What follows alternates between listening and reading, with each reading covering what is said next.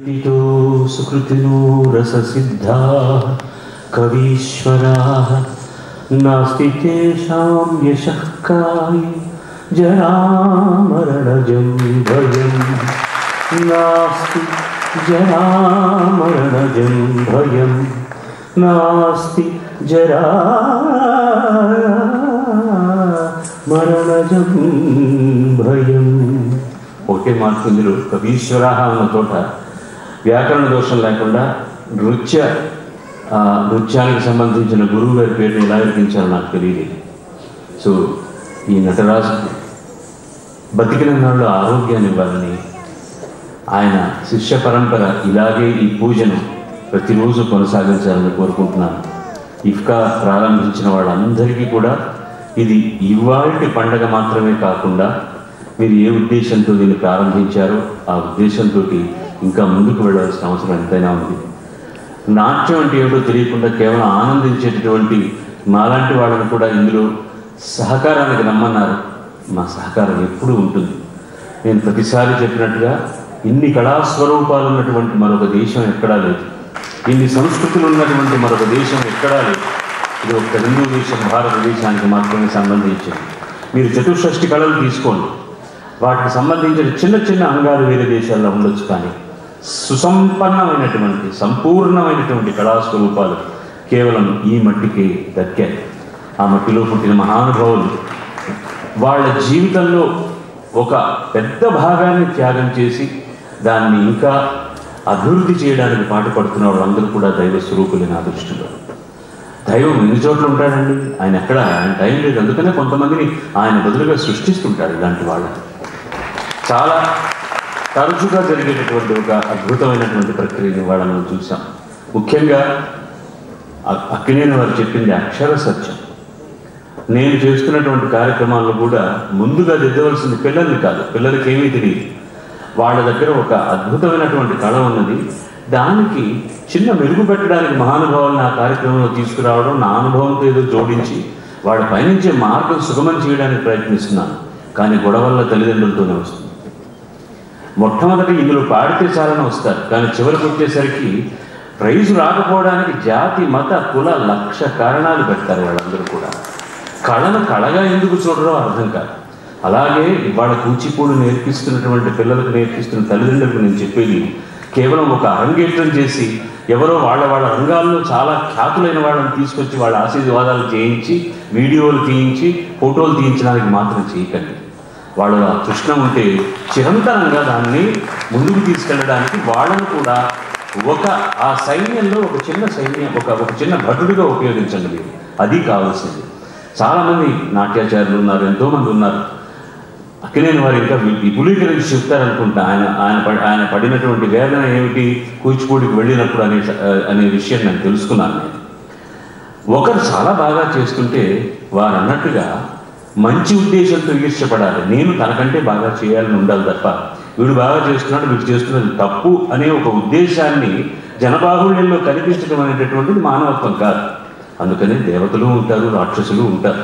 రాక్షసులు ఉన్నప్పుడే దేవతల యొక్క ప్రాముఖ్యత ఏమిటో మనకు తెలుస్తుంది, చెడు ఉన్నప్పుడే మంచి ఏమిటో మనకు తెలుస్తుంది. దాన్ని మనం విసర్జిస్తాం.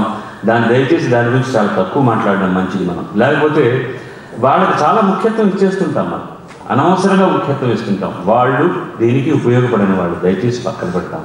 ఇలాంటి త్యాగధనులను కేవలం కీర్తించుకుంటూ కాకుండా ప్రాతస్మరణీయ వాళ్ళని ముందుగా వాళ్ళ పాదాలకు నమస్కరించి ఈ విద్యను ఎంత దూరం తీసుకెళ్ళడానికి ప్రతి ఒక్కరం ప్రయత్నిస్తాం. భారతీయులు అయినందుకు గర్వపడదాం. కూచిపూడి ఆంధ్రదేశానికి సంబంధించింది అని అనుకోవడానికి కూడా ఇంకా గర్వపడదాం మనం. కనీసం వాళ్ళు ఎంత అద్భుతంగా చేశారు. కేరళ నుంచి వచ్చినటువంటి వాళ్లకు తెలుగు తెలుసా తెలియదా, దీని గురించి ఎవరన్నా ఆలోచించారా? ఎంత అద్భుతంగా చేశారు ఆ పిల్లలందరూ కూడా. అందరూ మలయాళీ, భాష రాని వాళ్లకు కూడా అర్థమయ్యేటట్టు చేసేటటువంటిదే నృత్య కళ. అందుకనే ఈ అన్ని దేశాల్లో కూడా చాలా అత్యద్భుతమైనటువంటి ప్రాచుర్యాన్ని సంపాదించుకుంది. ఆంగికంతో దశావతారాల్లో సంక్షిప్తీకరించి ఎంత అద్భుతంగా చేశారు. విశ్వనాథ్ గారు అన్నట్టుగా ఉపయోగించినటువంటి తాళగతి, ముఖ్యంగా కాళీయుడి గర్వభంగాన్ని చూపించిన పద్ధతి చాలా గొప్పగా ఉంది. అలాగే మాధవపతి మూర్తి కోరియోగ్రాఫ్ చేసినటువంటి అభంగ్ ఎంత బాగుందో, ఎంత బాగా పాడాడో ఓఎస్ అరుణ్, ఎంత అద్భుతంగా పాడాడో ఓఎస్ అరుణ్. చాలా బాగుంది. సంగీతం, సాహిత్యం, మిగతావన్నీ కూడా అద్భుతంగా కలిసాయి. నేను చిన్న మనవి చేస్తున్నాను, ఇప్పుడు కొంచెం నాకు చాదస్తం ఎక్కువ అవుతుందేమో వయసు అయిపోద్ది. పాడిన పాటలన్నీ విన్నాను నేను. కొందొకచో మాత్రం చాలా ఉచ్చారణ దోషాలు ఉన్నాయి. వాళ్ళ తెలుగు భాష రాని వాళ్ళ చేత పాడిస్తున్నప్పుడు కొంచెం జాగ్రత్తగా ఉండండి. దాన్ని కీలుకి కాలుకి విరవకుండా మిగతా వాళ్ళకు కూడా అర్థమయ్యేటట్టు కనుక పాడించగలిగితే ఇంకా చాలా చాలా చాలా బాగుంటుంది. మరొక మహానుభావులు ఇక్కడ కూర్చున్నారు, సంగీతరావు గారు. ఆయనకు 92 సంవత్సరాలు దాదాపు. గతంలో మాస్టర్ ఘంటసాల గారు సంగీతం చేసినప్పుడు మీరు టైటిల్ కార్డులో చూస్తుంటారు, సహకారం సంగీతరావు గారి పేరే ఉంటుంది. తర్వాత జీవి రాఘవులు, పామర్తి గారు అందరూ వచ్చారు. ఆయన మహానుభావుడు నాకు ఆపోజిట్, సంక్షిప్తంగా మాట్లాడతారు, గొప్ప విశేషాలు చేస్తారు. ఆయన గొప్ప సంగీతజ్ఞుడు. ఘంటసాల గారి గురువు గారి అయినటువంటి పట్వాయని సీతారామయ్య గారి సుపుత్రుడు ఆయన. ఘంటసాల గారి సహాధ్యాయి. వీళ్ళిద్దరు కలిసి సంగీతానికి చేసిన సేవ ఎనలేంది. గొప్ప వైణికులు. చాలా తక్కువ మాట్లాడతారు, చాలా ఎక్కువ చేస్తున్నారు. వారు కూడా వెంపటి వారి బృందంలో ఒక అద్భుతమైనటువంటి సంగీత కళాకారుడిగా వారికి వెన్నుదన్నుగా నిలిచారు. 92 ఏళ్ళ ఆ మహానుభావుడు కూడా భగవంతుడు బతికినన్నాళ్ళు ఆరోగ్యాన్ని ఇవ్వాలని, ఇంకా పిల్లలందరూ కూడా ఇక్కడ కేరింతలు కొడుతున్నారు. నాకు ఆనందం వేసింది. అభినందించే పద్ధతుల్లో కూడా ఎన్ని మార్పులు వచ్చాయో చూడండి. మనం హర్షధ్వానాలు చేసేవాళ్ళం, అహో అనేవాళ్ళం, సహభాష అనేవాళ్ళం. ఇప్పుడు క్యా డి అని అరవడం అనేటటువంటిది అభినందన అయిపోయింది అన్నమాట. మీరు చూస్తుంటాం కదా మనం.